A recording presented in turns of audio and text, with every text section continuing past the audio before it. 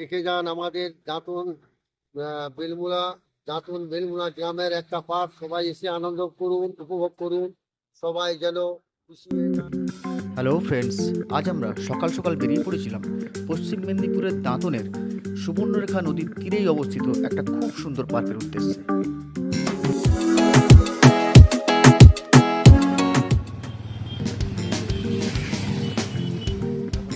Petrol পাম্পে, যেহেতু জায়গাটা গ্রামের ভেতরে, তাই কাছাকাছি কোথাও পাম্প পাবো না, তো গাড়ি জাস্ট ফিউলটা ফিল আপ করে নিই। চলো দেখা হচ্ছে।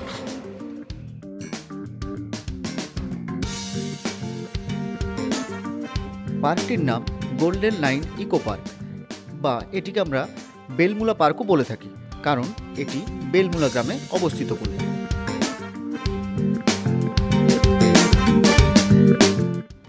বন্ধুরা, আজ আমি আমার এই ভিডিওর মাধ্যমে পার্কের অনেক অজানা কথা আপনাদের সাথে শেয়ার করতে চলেছি, যেগুলো আপনারা জানলে খুশি হবেন। তাই কোনো রকম স্কিপ না করে পুরো ভিডিওটা দেখতে থাকুন। এখন আমরা প্রবেশ করলাম সুবর্ণরেখা নদীতে, আর দেখতেই পাচ্ছেন নদীতে জল না থাকার কারণে সবাই নদীর উপর দিয়ে যাতায়াত করতে পারছে। অবশেষে পৌঁছে গেলাম আমরা আমাদের ডেস্টিনেশনে।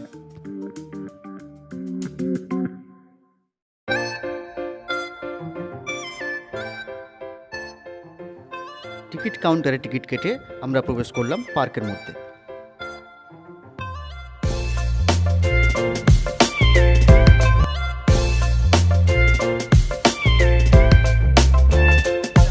একজন ভদ্রলোকের সাথে, ওনার সাথে আমি আলাপ করে নেবো। উনি হচ্ছে পার্কের গাইড, উনি বলে দেবেন আমাদের পার্ক সম্বন্ধে। আপনার নামটা? আমার নাম মনমত ভূঁইয়া, বেলমুড়া বাড়ি, থানা দাঁতন, জেলা মেদিনীপুর, পশ্চিম মেদিনীপুর। কবে থেকে চালু হয়েছে? মানে এই 5-6 বছর আগে থেকে আমরা শুরু করেছি, অনেক কষ্ট করে শুরু করেছি। আমাদের উত্তম বাবু আমাদের সভাপতি, ওনার সহযোগিতায় আমরা করেছি। কেন করেছি, আমরা নন্দনকানন গিয়েছিলাম, সেখানে খেতে পাই।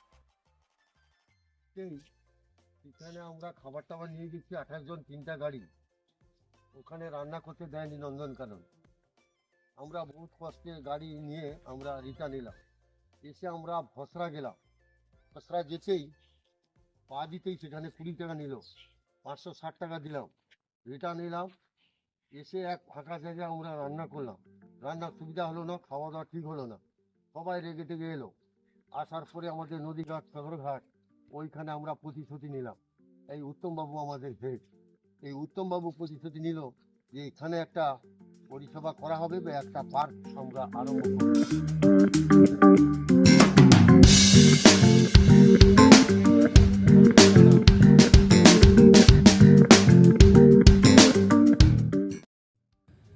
এই তো এবার আমরা চলে এলাম একদম পার্কের ওয়াচ টাওয়ারের সামনে। এখন আমরা টাওয়ারের উপর উঠবো, উঠে উপর থেকে গোটা বেলমুলা এলাকাটা দেখবো কেমন লাগে। আমার সাথে তোমরাও দেখতে থাকো, চলো।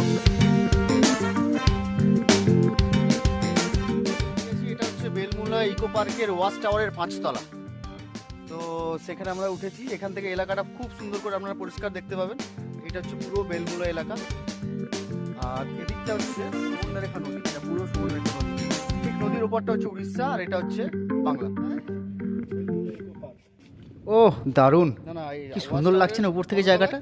আপনাদেরও এই জায়গাটি উপভোগ করতে হলে হাতে কিন্তু একদিন সময় বার করে চলে আসতেই হবে বেলমুলা পার্কে। পার্কটি সকাল 7টায় থেকে সন্ধ্যে 6টা পর্যন্ত খোলা থাকছে সবার জন্য। আপনারা এখন দেখছেন ভালো, কিন্তু আষাঢ় শ্রাবণ মাসের মধ্যে আমরা নদীর ভয়ে আমরা বাড়িতে থাকতে পারি না, অন্য জায়গায় চলে যাই। সরকার থেকে ক্যানভাস করতে আসে, এই ভয়ে আমরা চলে যাই। অনেক মানে এইগুলো কি পাশাপাশি সব ডুবে যায়? হ্যাঁ, এগুলা ডুবে যায়। মানে পার্কের ভিতরে জল চলে আসে? হ্যাঁ, এখানে অনেকটা জল হয়ে যায়, 5-7 হাত জল হয়ে যায়।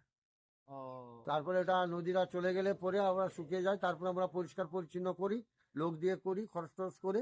যাই হোক, এখন কয়েক বছর হয়নি, এটা মিথ্যা কথা বলে লাভ নেই। যাই হোক, আপনারা এসে তদারক করবেন, দেখবেন, এটাই ভালো।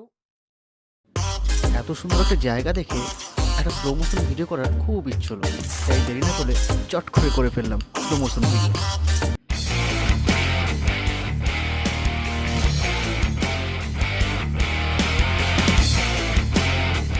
400 একর জায়গা, এটা ঘেরাও করতে অনেক টাকা যাবে, কিন্তু আমরা পাচ্ছি না। সরকার কাছে আমাদের আবেদন যাতে সরকার কিছু আমাদের হাত বাড়ায়। সরকার যেমন সরকারের কাছে হাত বাড়ালে আমরা যেমন খুশি হই, ভগবানের কাছে আশীর্বাদ করি যাতে আমার পার্কটা আরও বড় হয়, সবাই যখন আসে এই পরিষেবা যখন রাখতে পারি, যেমন সবাই ভালো বলে। দাঁতন থেকে মানে দাঁতন বাস স্ট্যান্ড থেকে এটা কতক্ষণ লাগে মানে রাস্তাটা? এটা প্রায় আধ ঘন্টা হাঁটলে পরে আধ ঘন্টা, মোটর সাইকেল এলে 10-15 মিনিট লাগে। তো এটা 8 কিলোমিটার, আমরা বহুত কষ্টে যাতায়াত করি। ধরুন কেউ যদি বাসে করে আসতে চায়, তার কাছে বাইক নেই বা গাড়ি নেই, শুধু বাসে আসতে চায়, বাসের দাঁতন বাস স্ট্যান্ড থেকে নেমেছে কিভাবে আসবে? যে টোটো, অটোর কোনো এই যে ব্যবস্থা আছে? এখন টোটো যে আমার সদরঘাট মোড়ে থাকে, আচ্ছা আচ্ছা। ওটাই ভাড়া করে আসে, 30-40 টাকা নেয়।